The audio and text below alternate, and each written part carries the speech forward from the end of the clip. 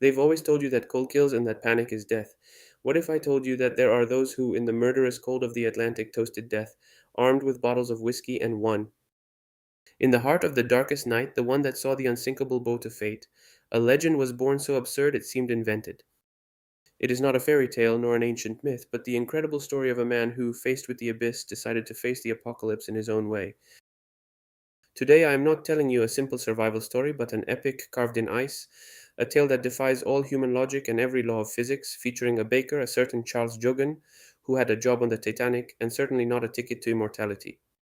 Imagine the unbridled luxury, the Titanic grandeur, the boundless pride. The Titanic, the eighth wonder of the world, the ship of dreams, sailed the Atlantic like a sea god. Then, the silence was broken by a sudden tug, a shiver that wasn't from the sea, but from something far more sinister. The iceberg, a white ghost, had torn open the giant's side. The imposing ocean liner, a jewel of engineering, unstoppable until a moment before, had been broken in two.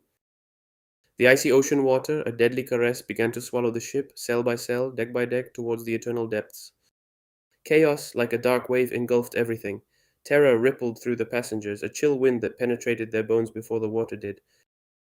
Thousands of souls, their hearts frozen with fear, found themselves facing a fate that no one had dared to imagine. The screams, the cries, the rumble of exploding boilers, the noise of snapping wood and twisting iron painted a symphony of horror. In this pandemonium, in this macabre dance between life and death, one man stood out, not for a textbook heroic act, but for something much stranger, something almost divine. As the world around him sank, Charles Dugan, the head basket hand, maintained an almost frightening calm. The others ran, prayed, despaired.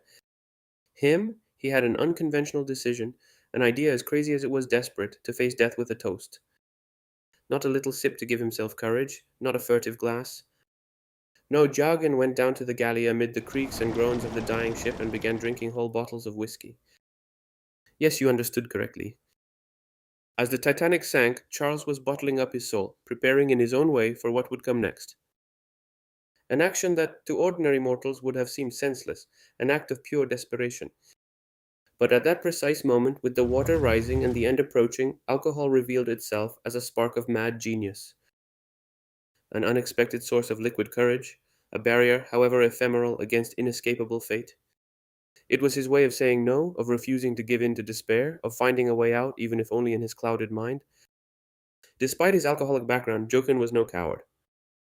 On the contrary, with an unnatural clarity for someone emptying a liquor cellar, he coordinated his men to load the lifeboats. Women and children first, a mantra repeated by the sinking Titanic. His calm was shocking, not a word of fear, not a glimmer of panic. He was there like a ferryman of souls, assisting passengers with incredible poise. When all the boats were lowered and the ship listed so much that the stern looked like a mountain, Jokin settled himself on the poop deck almost as if he were strolling in a garden or waiting for 5 o'clock tea. He didn't immediately jump into the water. He remained there, the last conscious man, enjoying, or perhaps suffering, the terrifying spectacle of the sinking. As the ship broke apart, it slid into the icy water like a floating log. Without even getting his hair wet, he went down with the ship and came back up without a scratch. It seemed like even the ocean didn't want to get its hands dirty with him. Meanwhile, the water temperature had dropped to levels that could kill within minutes. Around Juhin, people were dying of hypothermia. Life was extinguished like candles in the freezing wind. Yet Juhin, dazed but strangely alert, floated, for hours. Hours! In a sea of ice and death, where every second was an eternity of agony, he remained there, supported by who knows what force. Perhaps the real miracle was not just that he floated, but that he did not freeze to death. Alcohol, the alcohol that should have killed him, clouded his mind and slowed his body, kept him alive incredibly. His blood soaked in whiskey did not make him immune to the cold, but it slowed the process of hypothermia. It gave him a kind of numb barrier, an inner warmth that others didn't have. As hundreds, thousands of people froze to death around him, Jokin defied death itself, his figure almost that of a pagan god in the midst of the abyss, a drunken smile on his lips and the smell of whiskey mingling with salt. At dawn, when the first light broke over the still rough waves and the survivors of the lifeboats looked with tired eyes at the horizon, Jokin was rescued. Incredibly alive, intact, perhaps a little cold and decidedly tipsy, but alive. He had been in the water for about 2.5 hours, an unthinkable amount of time for anyone else in those conditions. His story immediately became an ode to human resilience.